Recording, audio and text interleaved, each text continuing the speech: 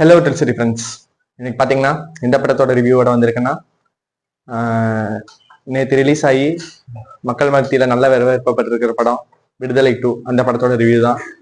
மொத்தத்தில் இந்த படம் எப்படின்னா, உங்களுக்கு வந்து ஒரு குடும்பமா போய் பார்த்தாலுமே வந்து நிறைய சென்சார் காட்சிகள், ரத்த தெரிக்க காட்சிகள், அதாவது ஆபாச வார்த்தைகள், இந்த மாதிரிலாம் நிறையவே படம் முழுக்க இருக்கிறனால சென்சார் கட்டி நிறைய கொடுத்துருக்காங்க.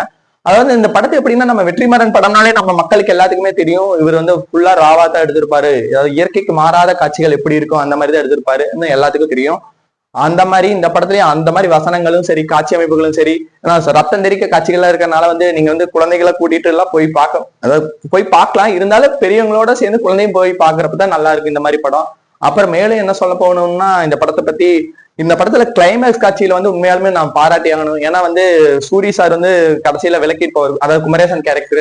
அதாவது இந்த குடும்ப இதை விட்டுட்டு அவர் வந்து இந்த படையில போற மாதிரி தான் காமிச்சிருப்பாங்கன்னு நினைக்கிறேன் எனக்கு தெரிஞ்சு.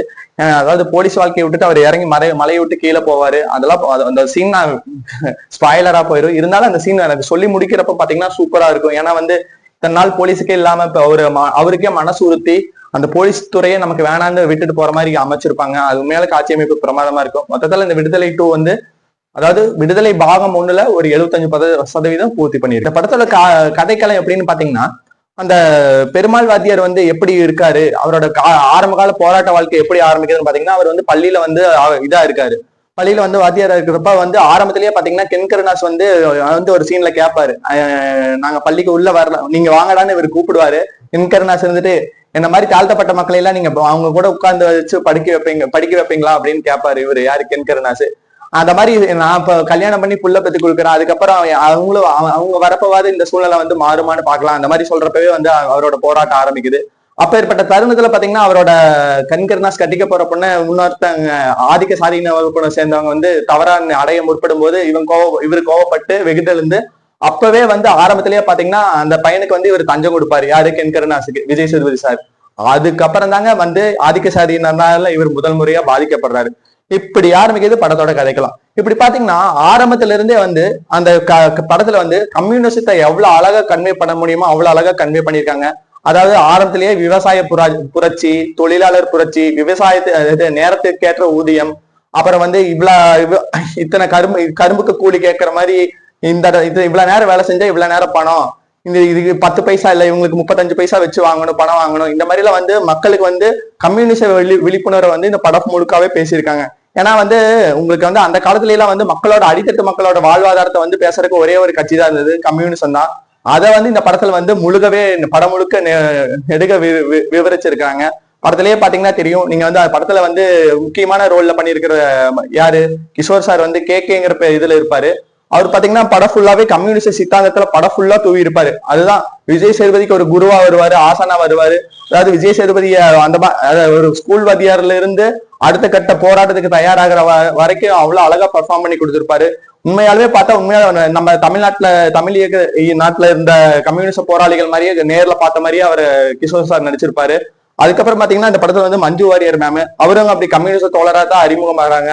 இது எப்பவும் போல பெருசா ஒண்ணும் இல்லைங்க. அதாவது 60ல பாத்தீங்கன்னா பணக்கார வீட்டு பொண்ணு ஏழைகளுக்கு சப்போர்ட் பண்ற மாதிரி தான் வந்து இந்த படத்துலயும், அதாவது பணக்கார வீட்டு பொண்ணு பாத்தீங்கன்னா அவங்க குடும்பத்தை விட்டுட்டு ஏழைகள் தான் முக்கியம் அப்படின்னு வந்து சேர மாதிரி எம்ஜிஆர் காலத்து பாண்டி மாதிரி கதையில கொண்டு வந்துட்டாங்க.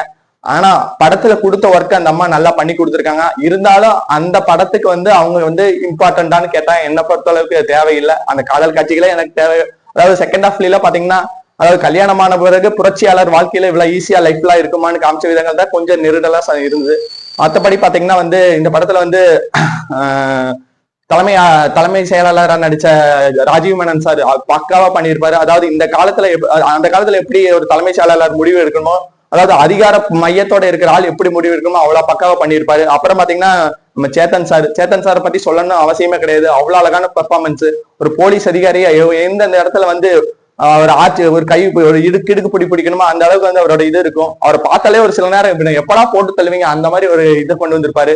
அப்புறம் பாத்தீங்கன்னா நம்ம படத்துல வந்து முக்கியமா ஃபர்ஸ்ட் ஹாஃப்ல வந்து சூரியன் ரொம்பவே வந்து படம் முழுக்க வந்திருப்பாரு. இந்த செகண்ட் பார்ட்ல பாத்தீங்கன்னா, அதாவது கடைசி கிளைமேக்ஸ் காட்சியிலாட தான் அவரோட நடிப்பு வந்து பிரதிபலிக்கிறது. அப்புறம் அங்க இங்கன்னு அவர் எப்ப போலதான் சும்மா நார்மலா வந்துட்டு போற மாதிரியும் அப்படி வந்துட்டு போற மாதிரியும் தான் தெரியுது. பெருசா அவரோட கேரக்டர் இதுல வந்து ஒர்க் ஆகல. ஏன்னா விஜய் சேதுபதி சாரோட ஃபுல் கேர், அதாவது பெருமாள் வாத்தியாரை பத்தியே படம் முழுக்க வரதுனால இதுல வந்து பெருசா எனக்கு இன்னும் படுற மாதிரி தெரியல. அப்புறம் பாத்தீங்கன்னா இந்த இடத்துல சில சீன்ஸ் எல்லாம் வச்சிருப்பாங்க. அதாவது கின்கரனாஸ் ஆரம்பத்துல வந்து ஒரு மனைவியாட அந்த ஆதிக்க சாதியினரோட சண்டையிடுற சீன்லாம் இருப்பாங்க. அது ரொம்ப அருமையா காமிச்சிருப்பாங்க. ஃப்ரேம் ஒர்க் எல்லாம் அதாவது சண்டை காட்சிகள்லாம் பாத்தீங்கன்னா நம்ம அவ்வளவு அழகா அதாவது ஒரு லைட்டிங் வச்சிருப்பாங்க. டக்கு டக்கு டக்குன்னு மின்னி எரியற மாதிரி சூப்பரா இருக்கும் அந்த காட்சிகள். அதே மாதிரி வந்து அழித்தொழிப்பு கொள்கை இவங்க வந்து இது பண்ணும்போது தவறா மருந்து அழுத்தி பிடிக்கிறதுனால ஒரு வெடி விபத்து ஏற்படுது. அந்த காட்சி அருமையா எடுத்திருப்பாங்க. அதுக்கப்புறம் பாத்தீங்கன்னா உங்களுக்கு நிறைய காட்சிகளை சொல்லிட்டே இருக்கலாம். அதாவது எப்படின்னா அந்த மலையில வந்து போராட்டம் நடந்தது எப்படி, அதாவது போலீஸாருக்கும் இந்த மக்கள் படை சேர்ந்தவங்களுக்கு போராட்டம் நடந்தா எப்படி இருக்குன்னு அந்த ஒரு மிஸ்ட் பனி கலந்து நம்ம எடுத்திருப்பாங்க. அதெல்லாம் பார்த்தா உண்மையாலுமே ஒரு ரியலிஸ்டிக்கா அப்படி இருக்குமோ அந்த அளவுக்கு அருமையா எடுத்து வச்சிருக்காங்க. படத்தோட பின்னணி இசை இளையராஜா சார் படத்துல வந்து அந்த படத்துல வழிநடுக காட்டுமல்லிங்கிற மாதிரி இதுல தினம் தினமும் உன்னிணைப்புன்னு ஒரு பாட்டை போட்டு மக்கள் மனசை கவர்ந்து எழுதிட்டாரு. பின்னணி இசை இந்த படத்துக்கு எப்படி ஒர்க் அவுட் ஆச்சுன்னா ஒரு ஒரு பிஜிஎம் மட்டும் நல்ல ஒரு அப்படின்னு வருங்க. அந்த மியூசிக் மட்டும் தான் எனக்கு மனசுல ஒருத்த மாதிரி பட்டுச்சு. மற்றபடி அவரோட இது மியூசிக் எந்த இடத்துலயும் அதாவது எப்படி அந்த துப்பாக்கி சூடு நடத்துற அந்த AK-47 யூஸ் பண்ற இடத்துல மட்டும் அந்த கன் சவுண்ட் கணீர்னு கேட்டுச்சு. எனக்கு என்னமோ தியேட்டருக்குள்ளேயே என்னமோ யாராவது எடுத்து துப்பாக்கி எடுத்து சுட்டுட்டாங்களோ அந்த அளவுக்கு எனக்கு ஃபீல் ஆச்சு. அவ்வளவு தத்ரூபமா வந்து அந்த அந்த இசையமைப்பு நல்லா இருக்கும்.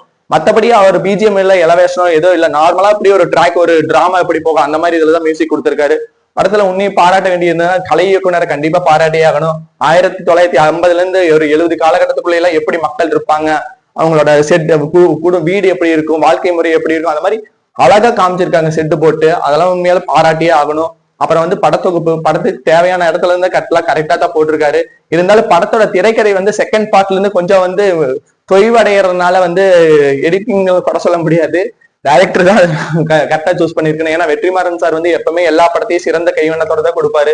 இருந்தாலும் இந்த படத்துல பாத்தீங்கன்னா ஏதோ எனக்கு தொய்வா தான் படுது. ஏன்னா செகண்ட் ஹாஃப்ல திரைக்கதையை கொஞ்சம் வந்து உயர்த்தி கொண்டு போகணும். ஃபர்ஸ்ட் ஹாஃப்ல கொஞ்சம் போர் அடிச்சாலும் கூட செகண்ட் ஹாஃப்ல அடுத்தது என்ன ப்ரெடிக்டபிளா இருக்காம அப்படியே கொண்டு போயிருந்தானா இன்னுமே படம் வந்து மக்களுக்கு வந்து எதிர்பார்ப்பு கொடுத்துருக்கோம். ஆனா படத்துல சொல்ல வேண்டிய விஷயங்கள்லாம் வந்து எப்படின்னா அவர் வந்து வசனங்களாவே போயிருது. மக்களுக்கு வந்து நீங்க அவங்க கொள்கையை வந்து ஒரு வசனங்களாவே சொல்லாம அதாவது படத்தோட காட்சிகளா கொண்டு வந்திருந்தாங்கன்னா எனக்கு தெரிஞ்சு வெற்றிமாறன் சார் இதை வந்து இன்னும் ஒரு பங்கு மேலடைஞ்சு வெற்றி பெற்றிருப்பாரு. விடுதலை பாகம் 1 விடுதலை பாகம் 2 இன்னுமே பேசியிருக்கோம்.